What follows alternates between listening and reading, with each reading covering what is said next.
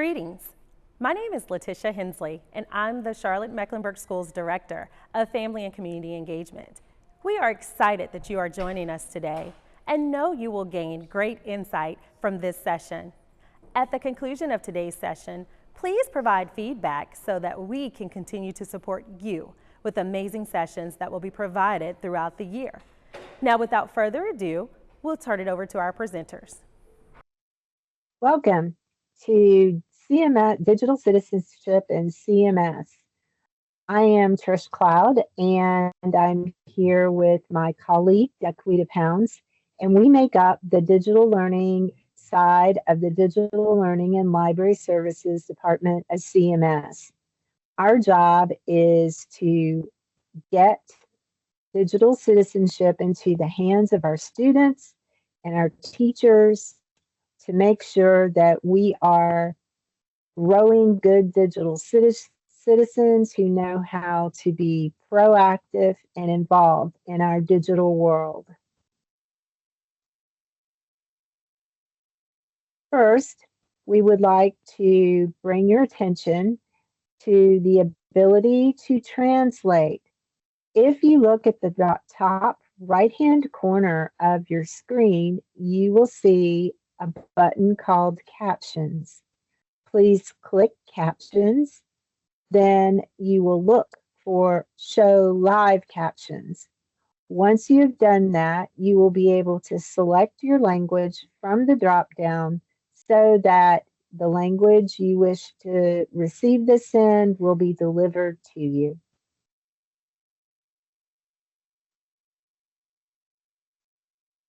We will have questions and answers. Look up in the Q&A section in your box and click on Q&A, and you will be able to ask questions during this presentation. And we will have a time at the end where we will be able to answer those questions to the best of our ability. Also, please feel free to click the React button, because we always like to know what you're thinking as we are doing our presentation and telling you all the things about digital citizenship and CMS. I hope you enjoy our presentation.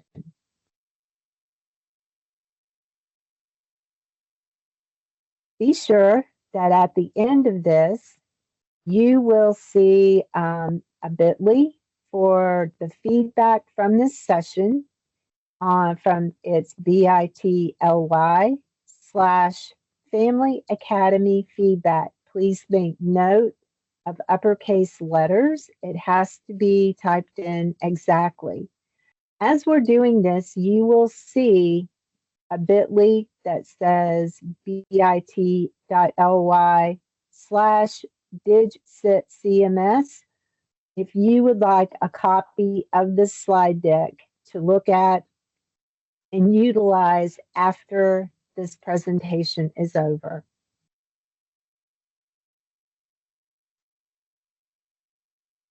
First off, welcome to our presentation about the digital citizenship content we use in CMS. This year, ISTE, the International Society for Technology and Education, the governing body that oversees and is the bellwether of what we do as far as technology and education, they came out this year with digital citizenship lessons. We decided to use their content and derive from it our digital citizenship curriculum that we use in CMS this year. The focus this year is on how our students can be smart, informed, and engaged digital citizens. The lessons are grouped by grade bands, K through 2, 3 through 5, 6 through 8, and 9 through 12.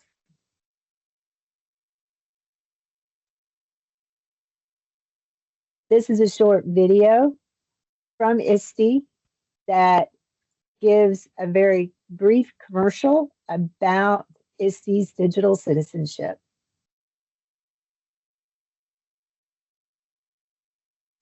Digital citizenship isn't just a set of don'ts. It's time to redefine the playbook and commit to a new definition of what being a digital citizen means. Today's digital citizens are inclusive and open to hearing and representing multiple viewpoints. They are informed, evaluating the accuracy and validity of digital media and social posts. Engaged, using technology and digital channels to be a force for good. Balanced, prioritizing time and activities online and off. And alert, being safe and creating safe spaces for others online. Join the movement today at digcitcommit.org. Digital citizenship isn't just So when we start looking at the digital citizenship curriculum, we started with the 5 ideals of digital citizenship. The first one being balance. In this, the focus is students participate in a variety of online and offline activities and know how to prioritize their time between virtual and physical activities to maintain a healthy balance in their lives.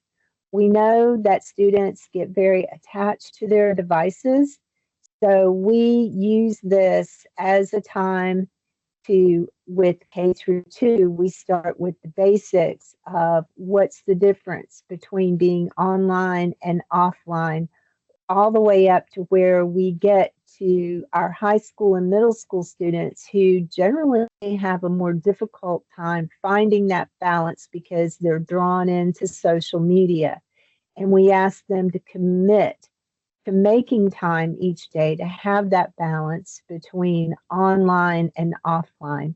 And there's also the difference of understanding that doing work online, as far as working on curriculum, working on their homework, is not the same time spent online as in gaming or in spending time on social media.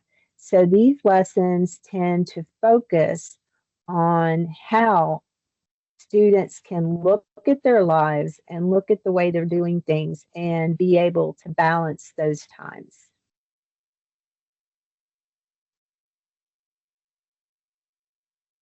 Informed. This section is helping students evaluate the accuracy, perspective, and validity of digital media and develop critical skills for curating information from digital sources. This one is very important. It starts out with our K through 2, and we start with the basics with K through 2 and 3 through 5, just teaching them the difference between being online and what is software versus what is hardware, because for a lot of students, there's not really a difference. So we stress that they start learning the difference between being online and offline. When we get into middle school and high school, we start looking at filter bubbles and how we tend to gravitate towards people and allow the algorithms to drive us towards people who think like us. And so we tend to take everything at face value, and it teaches students to use their critical thinking skills and their ability to use the internet wisely to discover what is truth and what is misinformation, what is propaganda, and to build a balanced viewpoint on what is going on the internet and making sure that they are curating the right information to support their views or to discover differing views.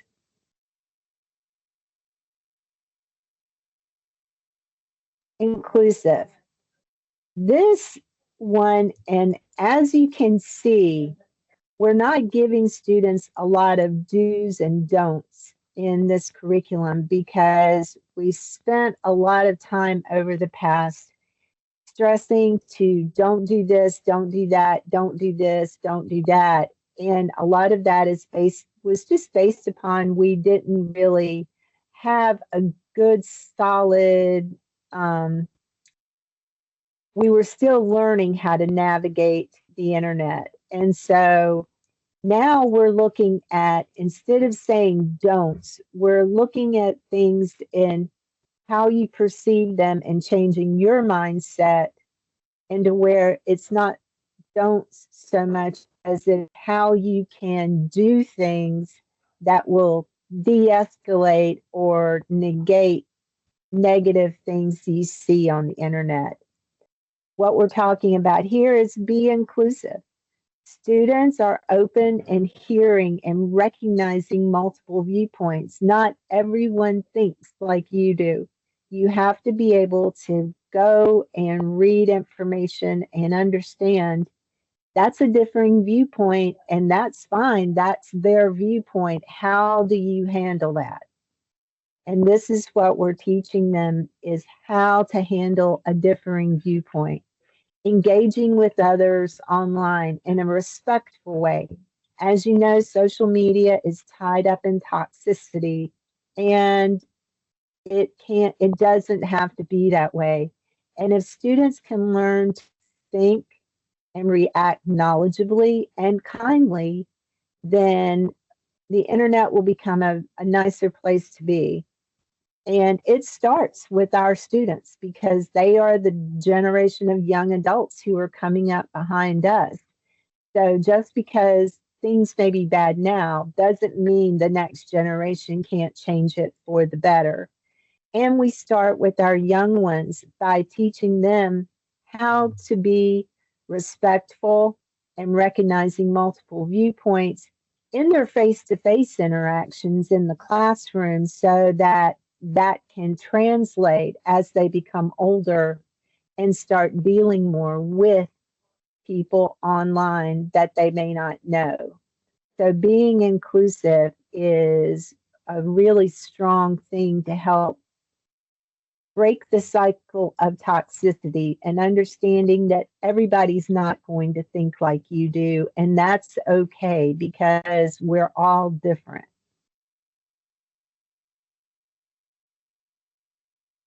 Engaged. This is kind of a new one, that a new perspective, I think, when thinking about digital citizenship. Students use technology and digital channels to solve problems and be a force for good in their families and communities. I think this has really taken off when we saw how in other countries where there were protests, it was the social media and the news organizations that were getting live broadcasts from people who were there, who were talking about what was going on at the time, and you're getting honest reactions because it wasn't being filtered through a news organization's perspective or bias. So students have the ability to make change in this world. This is one of the times where it doesn't matter that you're only 13 or 14 years old. You can start a movement on your own and you can make change. And what we're wanting is we want students to understand what it means to be engaged and what it means to be empathetic and work for good in your community. If you see something that needs to be changed, get other kids your age and you can working toward good. And the younger students are given age appropriate curriculum to help them understand what being engaged means and what it means to be engaged with their classmates, and how working together and using the internet for good is much better than using the internet for things that really don't matter. So this one is very important because as they get older, that's when their drive to be a force, and particularly with Generation Alpha, they're a very globally minded demographic, much more so than the previous generations because they have grown up with the world at their fingertips via the internet. Because this generation has grown up on the internet. They grew up using mobile devices, and that's how they see the world. They see the world as being right outside their door. So this gives them an opportunity in utilizing the internet for good to be engaged on the global level and to learn how to be a force for good in this world. This one is very important as we progress and more is learned about how important it is to protect your information and protect your identity on the internet, particularly for younger students all the way up until our students turn 18. It's important that they understand what is phishing, what are spear phishing attacks, what kind of information should they be going on the internet, and how can they be safe, and how can they create a safe environment for themselves to be on the internet.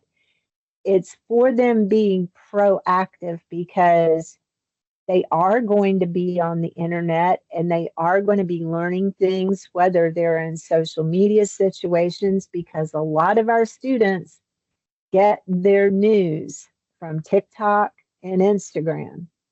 So we need to teach them to be protective of their personal space and their personal identification, and making sure that they're not going out there and sharing information about themselves that could be used by someone who doesn't have good intent. So this section, starting with K1, we start talking about how to be safe on the internet and how you shouldn't be talking to certain people on the internet, and how to learn to handle yourself in those situations that you just can't go into Roblox or Minecraft and talk to anyone, and that you need to be careful about what information you share. So this one is vitally important in that even as they get older, we need to make sure they're understanding the value of their personal information and that what they post online is going to have a lasting impact. So therefore, it's even more important to protect their personal information, their identity, and what they're doing so that it's not out there for anyone to see.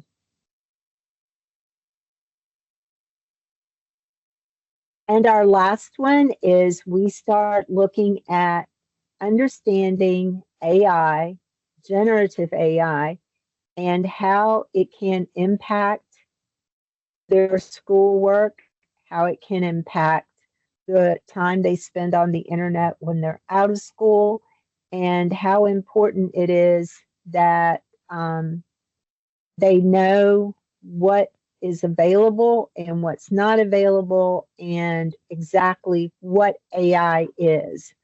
We start with the basics with a short video that just explains how generative AI works.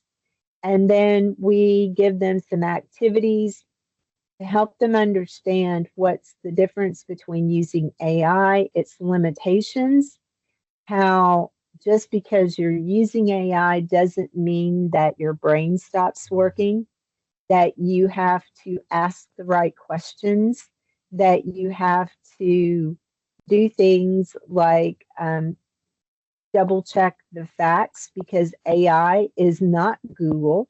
It is not a knowledge base. It is just taking information that has been gathered and then giving you the answer to your question. So AI has come a long way, but it still has biases and it also has leanings that students and adults need to be aware of so that they can filter those and adjust it in order to make it do what they really want it to do.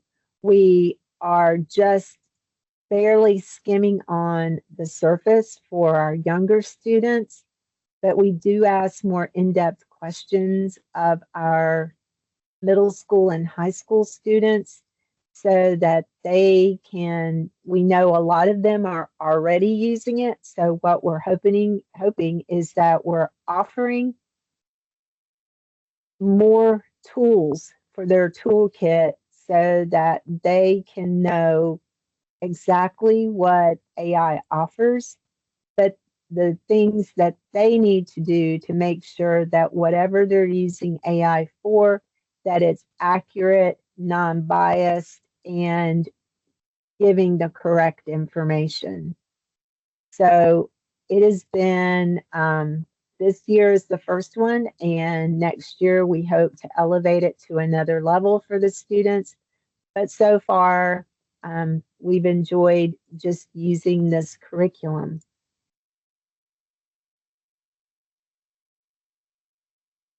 We want to offer you the ability to see the digital citizenship curriculum that we have created for our students. And we have a website. It is at bit.ly at cms-digcit. There is a QR code there that will take you to the website. And from there, you can see all the lessons. You can see the lesson plans for K2 and 3-5, which we are delivering face-to-face this year. We have used Canvas lessons for our grade 3 through 5 students in the past, but we felt like it would be better if it was facilitated by a teacher or a media coordinator. So this year we've just provided lesson plans and some information for our elementary teachers to be able to deliver the lesson plans and give children the opportunity to think and collaborate as they're learning these things and seeing how those ideas can fit into their view of what the internet is. The lessons are delivered to grades 6 through 12 via Canvas lessons, and we use Google Forms within the lessons to gather all the data on what the students are doing so that schools can track how many students are completing the lessons and getting an idea of how the lessons are being delivered. Every student in CMS is required to complete this digital citizenship curriculum every year. This is a board mandated idea, and it is something that we have been doing in CMS for several years. But over the next year, we are going to be working really hard to beef up these lessons so that we can work more in conjunction with our principals and our schools to make sure that we're giving them the information they need, that they can gather data on how well their students are doing, and so that we can take that feedback and keep improving our digital citizenship course. If you would like, the copy of the slide presentation could be obtained by using this QR code, and it's tinyurl.com/digcit-town-hall, and you will be able to see everything that we just talked about. And so if anyone has any questions, we have time for that. And thank you very much for having us. Oh, and I forgot about this part. As you are all parents, we get questions about how parents can be involved in their students' online life. So let me start by saying use if you have elementary age students or even middle school age students, set parental codes on your students' phone and applications that they use. You can set them on the iPhone. You can set them in the settings of your Android devices to where you can limit how long they're online. You can limit how long they have access to certain applications, and you can lock those down to where if you don't want them spending time online, you have that control. There are parental controls on YouTube, Instagram, Snapchat, TikTok, Minecraft, Fortnite, and if you look at your screen in the blue box, all of those are links that take you directly to those websites' parental controls and the steps that you can use to make sure that you can limit the time they spend on those. I've even done it myself. I do it to myself on a couple of social media applications that I have a tendency to do what they call doom scrolling. And it's not that you just don't realize how much time it's passing. So I set controls on my phone that I'm only limited to a certain amount of time during a day that I can spend on certain social media apps, which is good because it makes me stop and go read my book or do whatever else I need to do. Also, another thing you can do as a parent, your children don't know how to respond to emails or see how you behave when you're responding to texts. And if you play video games, how you handle yourself in video games and how you handle toxic people in those video games. So I suggest have your child sit down with you and watch you go through your email and see how you respond to your emails and talk to them about this is an email asking this. I'm going to respond, but I'm going to do it in a nice way and I'm going to question them or ask my question. Look at let them see how you respond to text. How do you talk to people in those texts? Let them see you video game, or if they're the gamer, sit with them while they're playing their video game and show an interest in that, particularly with elementary age students. They love it when their parent is involved in what they're doing. So these are some things that you can do on your side to help enforce the digital citizenship that we're teaching on our side. This is wonderful information. At this time, we don't have any questions in the Q&A. But for all parents, after reviewing the video, if you have any questions, please email familyengagement@cms.k12.nc.us. Again, that's family engagement, or together at cms.k12.nc.us. Thank you. And once again, please fill out the family engagement feedback at bit.ly/family academy feedback.